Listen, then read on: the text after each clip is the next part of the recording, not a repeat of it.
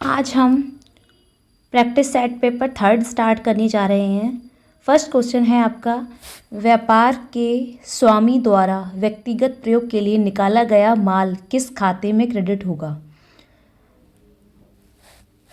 देखिए पहले जो एंट्री बनती है हमारी, वो एंट्री बनती है हमारी ड्राइंग अकाउंट डेबिट, क्योंकि ये हमारा व्यक्तिगत मतलब यूज़ के लिए, मतलब निजी प्रयोग के लिए। तो निजी प्रयोग के लिए हम हमेशा ड्राइंग लगाते हैं, ठीक है। तो ड्राइंग अकाउंट डेबिट टू क्या बनती है, परचेज। तो परचेज किस में क्या आ रहा है, क्रेडिट हो रहा है, ठीक है। तो क्रेडिट परचेज होगा, तो आंसर क्या होगा आपका, आंसर होगा आपका परचेज अकाउंट, ठीक है, क्रय खाते में, ठीक है। अब सेकंड क्वेश्चन है हमारा, खुदरा बाजार स्थिति विवरण में कहाँ प्रदर्शित किए जाते हैं। तो खुदरा बाजार का मतलब होता है छोटे बाजार से। किसके मतलब से, छोटे बाजार से। छोटा बाजार मतलब जहाँ हम फुटकर में सामान बेचते हैं, वो बाजार।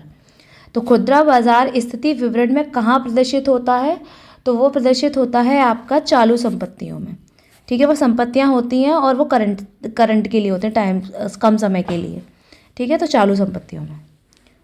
अब थर्ड क्वेश्चन है आपका, आय विवरण सूचित करता है। तो आय विवरण क्या सूचित करता है, आय विवरण सूचित करता है, देखिए आय का मतलब पैसों से होता है। तो जब आपको क्या हो रहा हो, अच्छा परिणाम मिल रहा हो, तो क्या होगा, देखिए आंसर होगा इसका लाभ उत्पादक कार्यों का शुद्ध परिणाम। क्या, लाभ उत्पादक कार्यों का शुद्ध परिणाम। इसका आंसर ये होगा बी ऑप्शन। बैंक खाते का क्रेडिट शेष है। देखिए बैंक खाते का डेबिट शेष जो होता है वो आता है आपका किस में, कैपिटल उसमें, एसेट्स में, ठीक है। बैंक खाते का डेबिट किस में आता है, एसेट साइड में, और क्रेडिट आता है पूंजी साइड में। तो आंसर होगा आपका ए। अब है विक्रय कैश क्रय संचालन व्यय बराबर होता है। तो विक्रय क्रय संचालन मतलब सेल और परचेस को कैसे ऑपरेशन के जो एक्सपेंसेस होते हैं वो किसके बराबर होते हैं, वो बराबर होते हैं आपके शुद्ध संचालन लाभ के। तो आंसर आएगा आपका शुद्ध संचालन लाभ, मतलब ए ऑप्शन। अब है स्वामी द्वारा व्यापार में विनियोजन करना, मतलब पैसे लगाना। तो क्या जा रहा है आपके पास से, कैश, और किसके द्वारा, स्वामी द्वारा। तो क्या हो रहा है, स्वामी द्वारा लगाया, तो मतलब आपका स्वामी द्वारा जब आप विनियोजित कर रहे हैं, पैसे में इन्वेस्ट कर रहे हैं। विनियोजन का मतलब होता है क्या, इन्वेस्ट करना। तो जाहिर सी बात है जब आप इन्वेस्ट करेंगे तो आपको क्या होगा, जब आप इन्वेस्ट करेंगे तो आपकी इक्विटी बढ़ेगी, और जब इक्विटी बढ़ेगी तो वही होगा समता में वृद्धि है, ठीक है। समता हो गया, समता में इक्विटी में क्या हो रही है, जब आप इन्वेस्ट करेंगे पैसे तो क्या होगी, इक्विटी बढ़ जाएगी। तो आंसर क्या होगा आपका बी। अब है दायित्व पक्ष में संचय का प्रतिनिधित्व संपत्ति पक्ष में किस मद द्वारा किया जाता है। देखिए क्या बोल रहे हैं, ये दायित्व पक्ष में संचय का प्रतिनिधित्व संपत्ति पक्ष में किस मद द्वारा किया जाता है। देखिए पहले तो संपत्ति की बात हो रही है कि दायित्व पक्ष में संचय का प्रतिनिधित्व, ठीक है। दायित्व पक्ष की बात हो रही है कि संपत्ति में कैसे किया जाता है। तो इसमें कोई इसका मतलब कोई विशिष्ट संपत्ति नहीं होती। तो इसका आंसर होगा क्या, इसका आंसर होगा डी, किसी विशिष्ट संपत्ति द्वारा नहीं, किसी भी संपत्ति के द्वारा नहीं किया जाता ना। तो देखिए यहाँ पे दायित्व होता तो भी नहीं करेंगे, दायित्व पक्ष में भी नहीं करेंगे और संपत्ति पक्ष में भी नहीं करेंगे, ठीक है। किसी भी संपत्ति के द्वारा नहीं किया जाएगा, विशिष्ट संपत्ति के द्वारा। वही संपत्ति जो दे रखी है उन्हीं संपत्तियों के द्वारा करा जाएगा, विशिष्ट संपत्ति के द्वारा नहीं।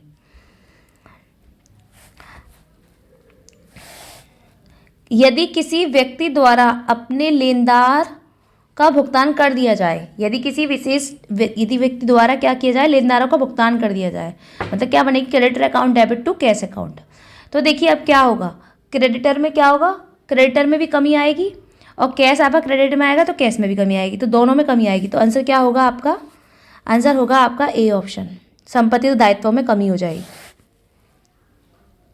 अब है आपका 9 क्वेश्चन, संपत्ति पक्ष में किस मद द्वारा दायित्व पक्ष के संचय का प्रतिनिधित्व किया जाता है। ये वही आ गया, देखिए यहाँ पे था आपका ऑप्शन दायित्व पक्ष में संचय का प्रतिनिधित्व, अब यहाँ पे संपत्ति पक्ष के मद में द्वारा दायित्व पक्ष में प्रतिनिधित्व, दोनों का मतलब एक ही है। बस यहाँ पे बस क्वेश्चन को थोड़ा घुमा दिया गया है इसलिए कन्फ्यूजन हो रहा है, ठीक है। तो दोनों का मतलब एक ही है। तो इसका आंसर क्या होगा, किसी भी विशिष्ट संपत्ति द्वारा नहीं, ठीक है।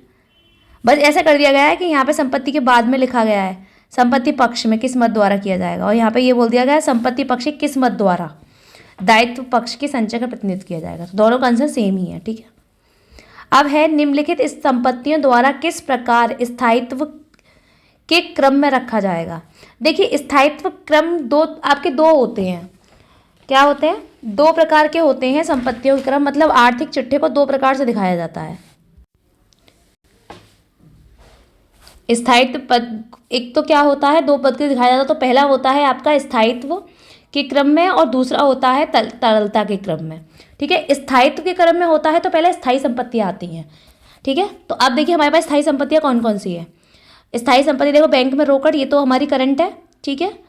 नगद, ये भी हमारी करंट आती है। ख्याति और मशीनरी, दो हैं आपकी स्थायी संपत्ति। जब दो संपत्ति दे रखी हो, सबसे पहले आपकी ख्याति आएगी, ध्यान रखिएगा ख्याति। तो आंसर पहले देखिए थर्ड का मैच करिए, देखिए ए और सी, थर्ड केवल इन दोनों में आ रहा है पहले। फिर हमने बोला कि स्थायी संपत्तियां आती हैं, है ना, पहले। तो स्थायी संपत्तियां पहले ख्याति आ रही है, फिर मशीनरी आ रही है। तो आपका आंसर कौन सा हो जाएगा? ख्याति, मशीनरी, ठीक है, बैंक में रोकड़, फिर नगद, ठीक है। तो अब आपका आंसर क्या है? ए, ठीक है।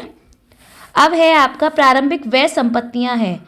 प्रारंभिक व्यय का मतलब क्या होता है? प्रारंभिक व्यय का मतलब होता है जो आप जब कंपनी स्थापित कर रहे हैं, जब आपने कंपनी को क्या कर दिया है? स्थापित कर दिया है। तो स्थापित करने के बाद जो भी, मतलब स्थापित करने के तुरंत बाद जो भी खर्चे होते हैं आपके, वो सारे प्रारंभिक व्यय कहलाते हैं। जैसे क्या? जैसे मान के चलो आपने कंपनी का रजिस्ट्रेशन कराया, तो कंपनी के रजिस्ट्रेशन के लिए कानूनी फीस दी गई, ठीक है। तो वो सारे क्या होते हैं? आपके प्रारंभिक व्यय होते हैं, ठीक है। तो इसका आंसर क्या होगा आपका? ये प्रारंभिक खर्चे किसके द्वारा बनाए जाते हैं? ये व्यक्ति के द्वारा बनाए जाते हैं, मानव के द्वारा बनाए जाते हैं। तो इसका आंसर होगा आपका सी, कृत्रिम संपत्तियां। अब है आपका उपार्जित किंतु अपर्याप्त आय का प्रभाव, क्या परिणाम होगा अथवा क्या प्रभाव पड़ेगा। देखिए पहले तो उपार्जित आय क्या होती है।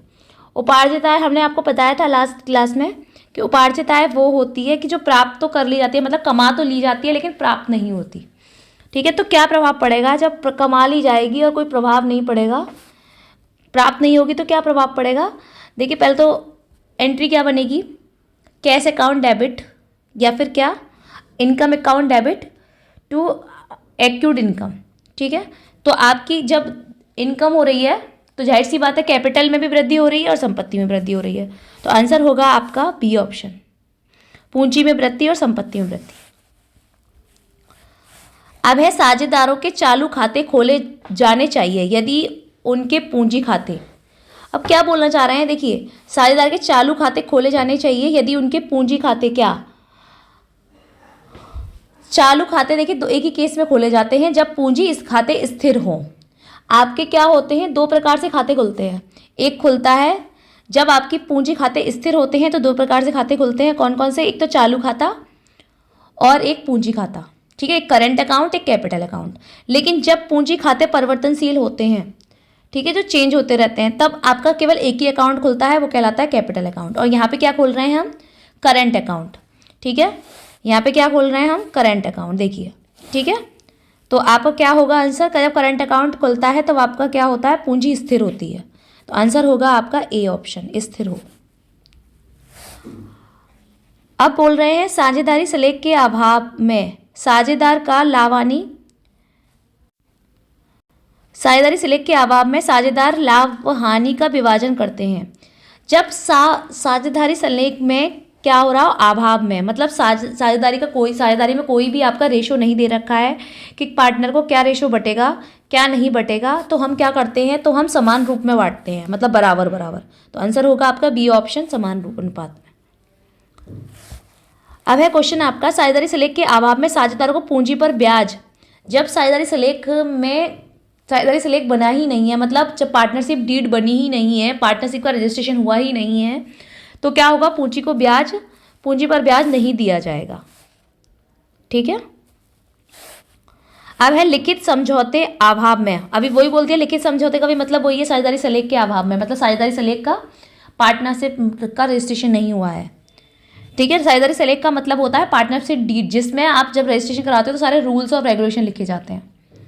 तो लिखित समझौते अभाव में साझेदारों से आहरण ब्याज लिया जाएगा। जब लिखित समझौते ही नहीं होंगे तो फिर क्या होगा, तो ना तो पूंजी पर ब्याज दिया जाएगा ना आहरण पर। तो आंसर आपका ये है डी। अब है आपका साझेदारों द्वारा किए गए आहरण पर ब्याज फर्म के लिए है। देखिए पहले तो आहरण है, तो आहरण आपका क्या होता है, पूंजी तो होता नहीं, तो पूंजी तो ना तो पूंजी भुगतान होगा ना पूंजी व्यय होगा। तो आहरण क्या है आपका, आहरण पर आपको ब्याज मिल रही है, तो जाहिर सी बात है आपकी इनकम हो रही है, तो इनकम हो रही है तो आंसर होगा आपका एक आयगत आय। ठीक है, डी ऑप्शन। साझेदारों के पूंजी खाते स्थिर होने पर चालू खाते के शेष को क्या करते हैं, चालू खाते के शेष को क्या करते हैं आप, देखिए अगर आपका पूंजी खाते स्थिर हो या ना हो, चालू खाते का शेष तो आपका अगर डेबिट का टोटल जाता है तो क्रेडिट में आता है, क्रेडिट का टोटल जाता है तो डेबिट में आता है। तो ऑप्शन कुछ भी हो सकता है। तो ऑप्शन क्या है आपका, डेबिट में भी आ सकता है, क्रेडिट में भी। तो आंसर क्या होगा, सी, डेबिट या क्रेडिट हो सकता है।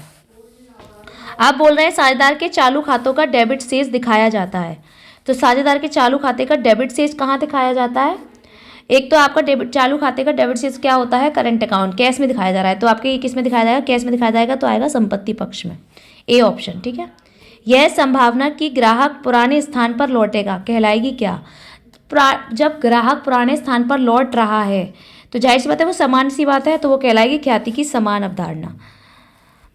एक बात और ध्यान रखिए कि ख्याति की आर्थिक अवधारणा का मतलब होता है कि अपने मतलब बिना लाभ के उद्देश्य से सोशल वर्क के लिए। ठीक है, ख्याति की वैधानिक अवधारणा का मतलब है कि कानून के द्वारा, ख्याति का लेखांकन का अवधारणा का मतलब है मुद्रा के लिए।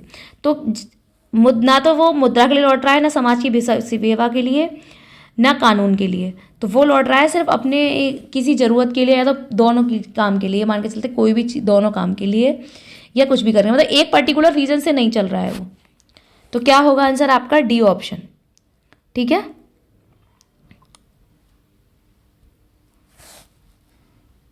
तो आज की क्लास हम यहीं पे ख़त्म करते हैं, फिर हम इसका कल हम प्रैक्टिस सेट पेपर 4 कराएंगे। ठीक है।